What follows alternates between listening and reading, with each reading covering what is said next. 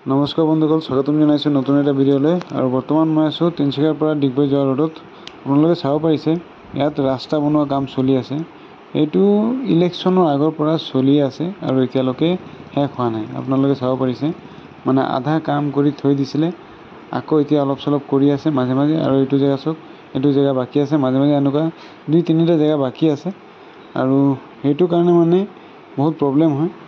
চাওক, এটা গাড়ী গ'লে আৰু এটা গাড়ী যাব নোৱাৰে। চাওক মানে সেইটো চাইডৰ পৰা এটা গাড়ী গ'লে সেইফালৰ পৰা আৰু এটা আহিব নোৱাৰে, এনেকুৱা হয়।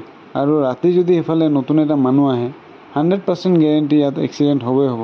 কাৰণ এনেকুৱা ৰাস্তা কোনো গম নাপায় এনেকুৱা হ'ব বুলি। ঠিক আছে, ৰাতি যদি ফালি কিনে আহে গাড়ী লৈ বা বাইক লৈ ফালি কিনে আহে, বাই চান্স দেখা নাপায়, তেতিয়া এক্সিডেণ্ট হ'বই হ'ব। আপোনালোকে চাব পাৰিছে এনেকুৱা ধৰণৰ ড্ৰেইন বহাই আছে মাজে মাজে মানে, আৰু বহুত জেগা এনেকুৱা পৰি আছে বৰ্তমান। সেইটো কাৰণে মানে ৰিক্স আছে বহুত, ৰাতি যদি কোনোবা আহে এক্সিডেণ্ট হ'ব গেৰেণ্টি আছে। চৰকাৰৰ ওচৰত অনুৰোধ জনাইছোঁ, অতি সোনকালে এইটো ৰাস্তাৰ কামটো কমপ্লিট কৰাই দিয়ক। ধন্যবাদ।